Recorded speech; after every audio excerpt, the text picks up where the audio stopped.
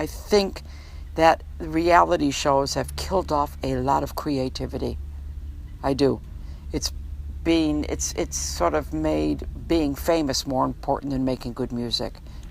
And I'm going to leave that there. This is how I feel about it. You don't find true artists by having a talent competition. It doesn't work because you're attracting the wrong kind of talent. You're applauding mediocrity and mimicry. You know? I mean, can you see Kurt Cobain on a reality show? Are you kidding? He wouldn't get past the first audition. When I was in high school, and granted we're going back a long ways, and classic rock bands like Zeppelin and all these bands we've talked about, were popular, and I wanted to, be a musician. I wanted to play guitar, and I wanted to be in a band. It was really easy for me to start a band. There were at least 4 or 5 drummers in my high school. There were 10 bass players. There were 20 guitar players, and there were 3 singers. When my daughter, who is now 21 and in college, when she was in high school and she wanted to start a band, she played guitar and she was really into the same music that I grew up with. There was 1 drummer in her high school. There was 1 bass player. There were about 5 to 10 guitar players and 600 singers. So that's what's really changed, about the world, about the music, about the industry and everything. Everybody wants to be the star. And it's not just music, it's everything. Everybody wants to be the star lawyer. Everybody wants to be the star agent. Everybody wants to be, the star garbage picker upper. I don't know. I mean, that's just what's kind of changed, and that's just with, a lot of different things, social media and a lot of things that people have access to these dreams and these ideas that they didn't have 20, 30 years ago. When I was in grade 9, for instance, social media still wasn't that prominent yet. But by the time I had graduated, everyone was using social media by that point. And I think the issue with social media in terms of our perception of what art is that it creates this notion that popularity matters more than the actual substance of the artwork in question. I think there hasn't been that one big band in the last 20 years thanks to the iPod. I'm 45, so when I was growing up in high school, you had the rockers over here, the metalheads over here, the stoners over here, the jocks over there, and the pretty people over there. Everything was very, very tribal. You were a pop fan, you were a country fan, you were a rock fan. Today, though, everybody has one of these. The iPod changed everything.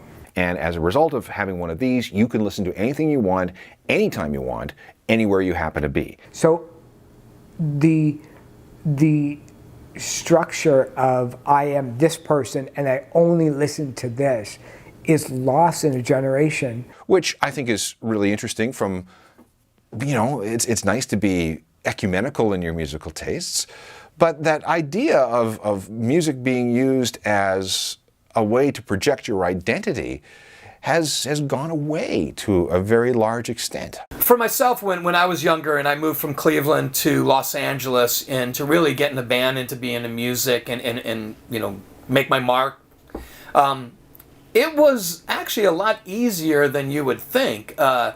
First of all, I had a center to go to, which was Hollywood.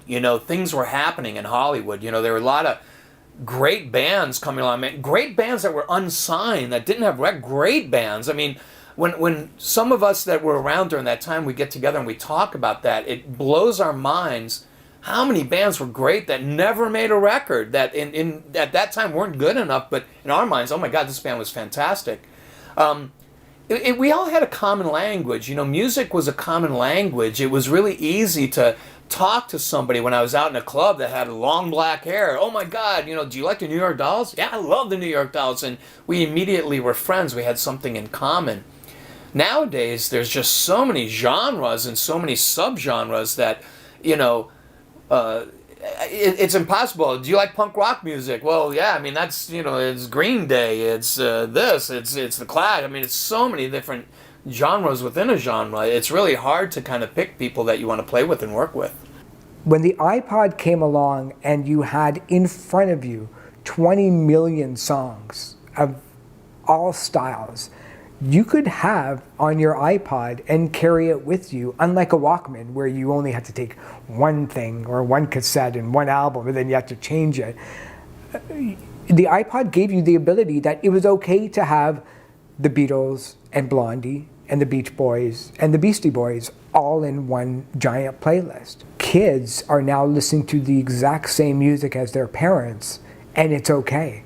And we would never have that. Never. Never. The Beatles fans hated the music of Frank Sinatra. If you listen to the Sex Pistols, you probably hated the classic rock that your parents grew up on.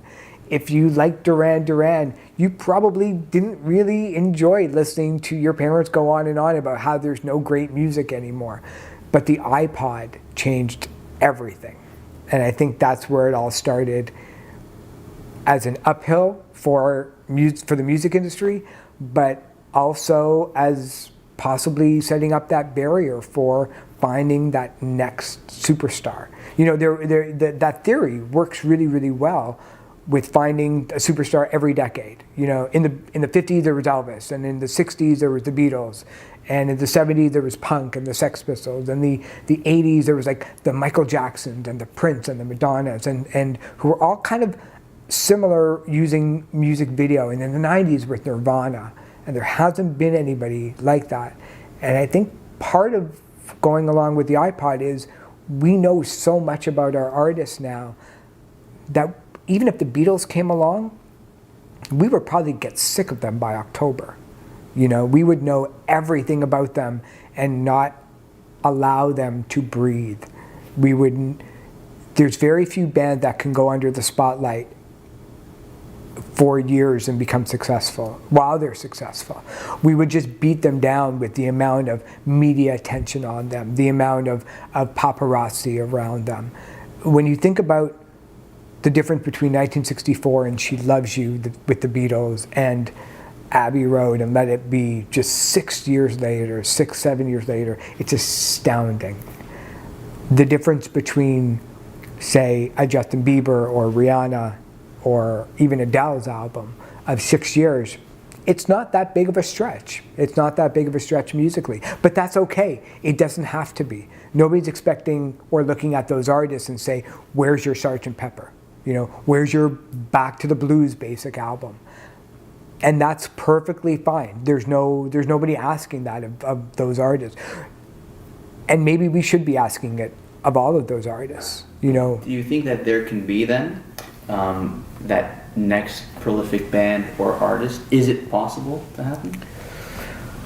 I think right now, I don't think we're going to agree as much as we are right now when it comes to everybody liking Adele, when it comes to another artist in a long, long time.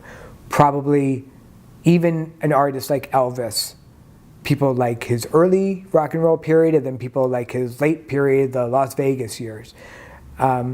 The Beatles to so many people are just like oxygen. It's like blinking. It's hard to even fathom that those songs were even written. It seems like they've come from the sky. It's just a matter of someone realizing, a group of guys realizing that something's wrong in the world today with music, and to go out there and try to make something new that's actually old. Led Zeppelin was Jimmy Page's brainchild. You know, here's this session player who, you know, was kicking ass and everybody was bringing him in, and he said, you know, I'm tired of doing what everybody else wants to do. I want to do what I want to do. So you need somebody that's going to, you know, have that genesis of a thought. It's up to the people supporting that kind of music and those kind of bands that will make it happen. It'll get to a point where they can't look away. There's definitely, it's going to happen. Who it's going to be and how it's going to sound, I couldn't tell you, because I would have never guessed that Nirvana was going to be that, you know. I'm hoping and praying that there is going to be one of those bands. Whether there is or not, that I don't know. All I can do is hope and pray that there will be. I think we need some new great bands, you know, that are going to knock the Stones off the mantle. You know, I think there were definitely some bands throughout the years and stuff that, you know, made it to the top, got knocked out by another band and moved on and stuff like that. We just need a little bit more of that, you know. I still feel the same as I was speaking earlier, that I do have hope. I really do. I do have hope. I really do. I mean, I was around in the 80s when things were really bleak. You know, there was a lot of generic music. There was a lot of boring, bad records out, and there was no rock radio stations. There were no rock concerts. There was nothing. You know, and then bands like Guns N' Roses came along. I mean, even bands like Poison, and, you know, there were bands that came into Los Angeles that really were good bands that made a difference, and they changed the whole thing. So I want to just say that I do have hope. You know, there can be a new young band, you know, with a whole new creative outlook that can really take this in a new direction and spark a new generation to do it. But just remember, you know, back in those days, the bands that were great back then took a great singer, a great guitar player, a great bass player, and a great drummer, you know, keyboard player, whatever. It took these unique, great parts to make one sum. Nowadays, most of the bands will have like a great guitar player or a great singer or like one person, and then, you know, the other guys in the band are in 10 different bands. That's really what it's going to take. It's really going to take some, you know, some commitment, some sacrifices to really get some new young band. But I do have hope. I honestly do have hope. I really do think that can change, because I saw it happen with my own eyes years and years ago. And I do think it's possible, because I do think people are still passionate about music. And I do think music is an important part of people's lives. And therefore, how can you let a genre like classic rock die? Hey, thanks for watching. My name is Daniel Sarkissian. I'm an independent filmmaker from Toronto.